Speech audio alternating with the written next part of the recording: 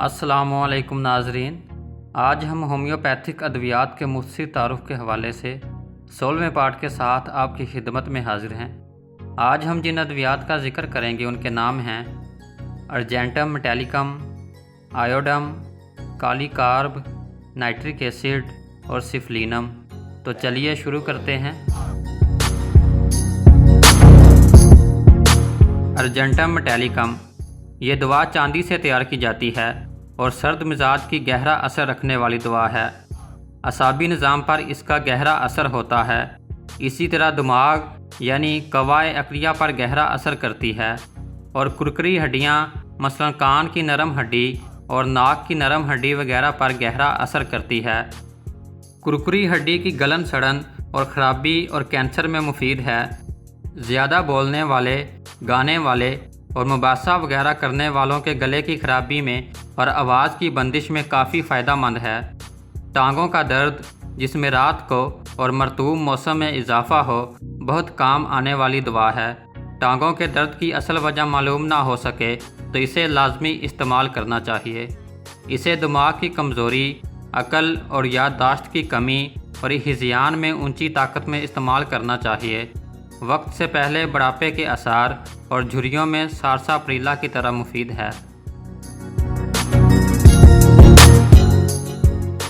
آیوڈم یہ گرم مزاج کی دوا ہے، یعنی اس کے مریض کو گرمی بہت لگتی ہے، لہٰذا گرمی سے تکلیف میں اضافہ ہوتا ہے۔ اس کے مریض کو بھوک بہت لگتی ہے لیکن بہت کھانے پینے کے باوجود دبلا پتلا ہی رہتا ہے۔ اس کی نشاندہی کرنے والی ایک اور خاص علامت یہ ہے کہ مریض کے جسم کے سارے غدود مثلاً گلے کے غدود اور بغلوں کے غدود وغیرہ پھولنے لگتے ہیں، سوائے پستانوں کے غدود کے یہ مرجھا جاتے ہیں۔ تھائرائیڈ غدود جلد کی بیماری میں مفید ہے۔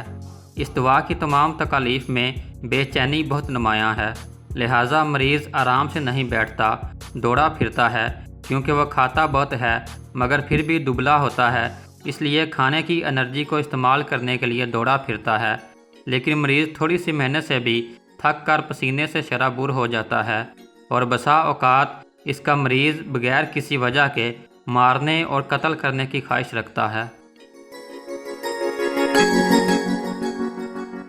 کالی کارب اس دوا کے مریض میں سردی اور گرمی دونوں سے زود حسی پائی جاتی ہے اور بالخصوص سردی ناقابل برداشت ہوتی ہے۔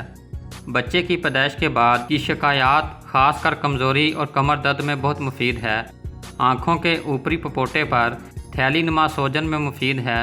کھاتے وقت غنودگی اور کمر درد، کھانے کے بعد غنودگی اور کمر درد یہ کالی کارب کی خاص علامت ہے۔ سردی لگنے کی وجہ سے کمر درد میں نہایت مفید ہے۔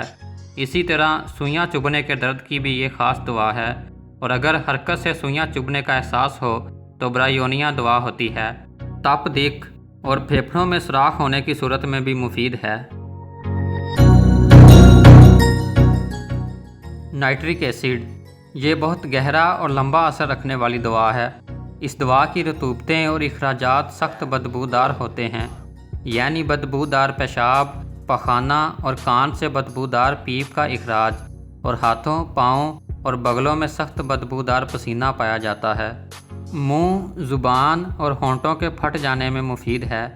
مکد کے درد، مکد کے پھٹ جانے اور دوران پخانہ اور بعد میں پائے جانے والے درد میں مفید ہے۔ آلات تناسل کے بال گرنے میں مفید ہے۔ ناقابل ہضم چیزیں مثلا مٹی، چاک وغیرہ کھانے کی خواہش کو کم کرتی ہے۔ لیکسس اس کی دشمن دوا ہے۔ سفلینم یہ ایک نوسوڈ ہے اور آتشی کے زہر سے تیار کی جاتی ہے، اس لیے اسے ہمیشہ اونچی طاقت میں استعمال کرنا چاہیے۔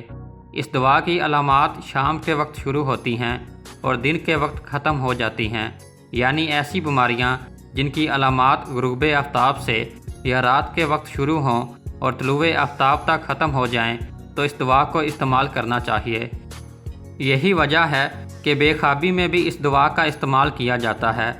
اس دوا کی رطوبتیں سخت بدبودار ہوتی ہیں، اسی طرح متعفن پھوڑوں میں فائدہ مند ہے، ایک کی بجائے اوپر نیچے دو نظر آنے میں مفید ہے۔